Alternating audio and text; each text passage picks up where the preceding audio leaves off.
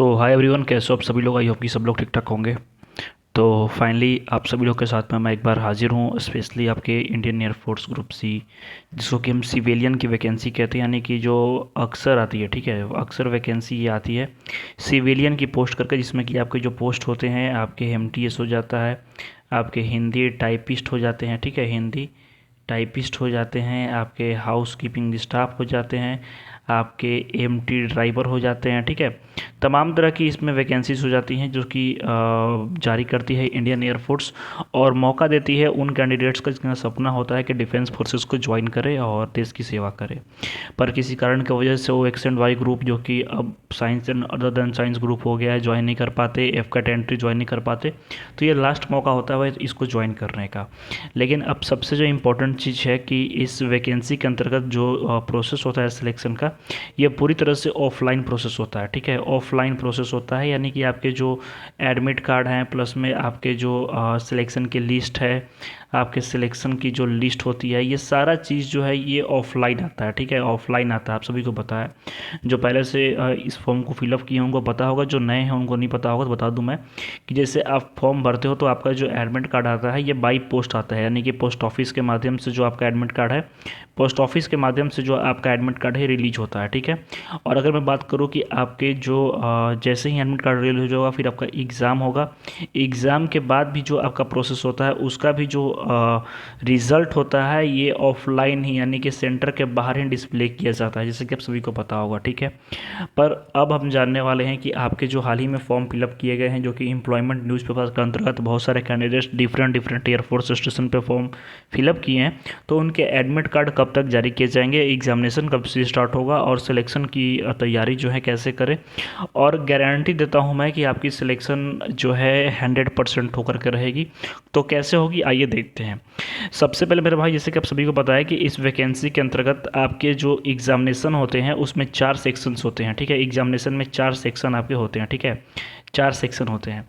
पहला जो सेक्शन होता है आपका, ये जीके का कह सकते हैं हम। ठीक है, दूसरा आपका जनरल इंटेलिजेंस हो जाता है, तीसरा आपका न्यूमेरिकल एप्टीट्यूड हो जाता है, और चौथा आपका हो जाएगा इंग्लिश। ठीक है, इंग्लिश जो होता है बेसिक होता है, परेशान नहीं होना है।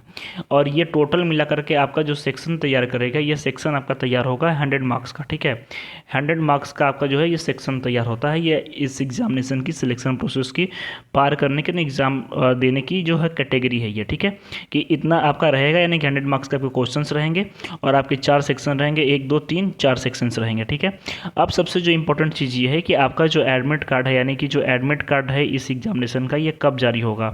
तो आपका जो एडमिट कार्ड है ये देखो कोई फिक्स डेट को जारी नहीं होता है। मीन्स कि जैसे होता है ना कि आपका आज फॉर्म फिलअप हुआ तो 30 तारीख को एडमिट कार्ड आ गया, नहीं, ये हर एक एयरफोर्स स्टेशन का अलग अलग आता है। जैसे अगर मैं बात करूँ एयरफोर्स स्टेशन अर्जनगढ़ का, तो इसका एडमिट कार्ड किसी और डेट को आएगा। एयरफोर्स स्टेशन पालम का, तो इसका किसी और डेट को आएगा। एयरफोर्स स्टेशन राजकोट का, तो इसका किसी और डेट को आएगा।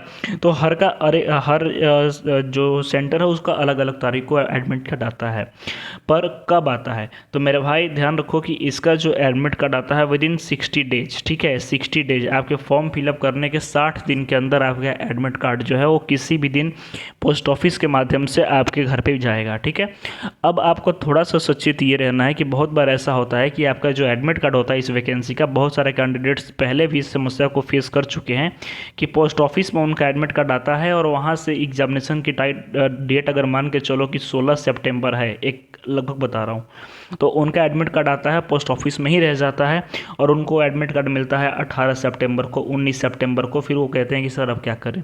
तो थोड़ा सा आपको कुछ दिनों के बाद एक बार पोस्ट ऑफिस के राउंड लगा लेना होगा कि क्या मेरे नाम से कोई लेटर आया है या नहीं आया है। ठीक है, ये चीज़ ध्यान रखिएगा।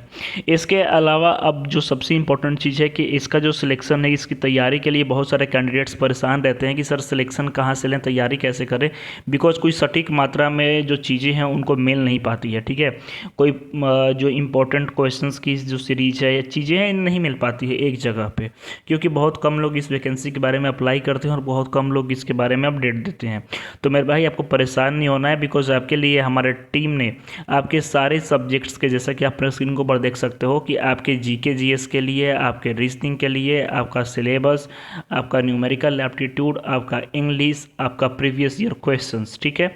ये सारा चीज़ टोटल A to Z जो चीज़ है, ये सारा चीज़ जैसा कि आप स्क्रीन के ऊपर देख सकते हो, ये हमारी टीम लाई है 75 रुपीज़ में। अब सबसे ज़रूरी चीज़ कि इसको परचेज़ क्यों करें, क्या फ़ायदा है इसको परचेज़ करने के लिए। तो मेरे भाई देखो, इस PDF के माध्यम से आप अपने पेपर में 70 से 80 मार्क्स आप आराम से स्कोर कर लोगे, ये गारंटी है, ठीक है। 70 से 80 मार्क्स आप अपने पेपर में आराम से स्कोर कर लोगे एयरफोर्स ग्रुप C के पेपर में, ठीक है। अब इस PDF को लेने के लिए सिंपली आपको इस नंबर के ऊपर 73 710 61 306 इस नंबर के ऊपर आपको हाई एयरफोर्स लिख करके मैसेज करना है, ठीक है। हाई एयरफोर्स लिख करके मैसेज करोगे, व्हाट्सअप करना है, वहाँ से टीम आपको रिप्लाई दे देगी। 75 रुपीज़ प्राइस जानबूझ के कम रखी गई है ताकि हर कोई इसको अफोर्ड कर सके और अपना डिफेंस फोर्स ज्वाइन करने का जो सपना है उसको पूरा कर सके। आई होप मेरे भाई कि सारी जानकारी आपको समझ में आ गई होगी, और इसके अलावा आपके मन में कोई समस्या, कोई परेशानी, कोई कन्फ्यूजन है, बेझिझक आप कमेंट कीजिए, मैं उसका रिप्लाई दूंगा। मिलते हैं नेक्स्ट वीडियो में, तब तक के लिए धन्यवाद। जय हिंद।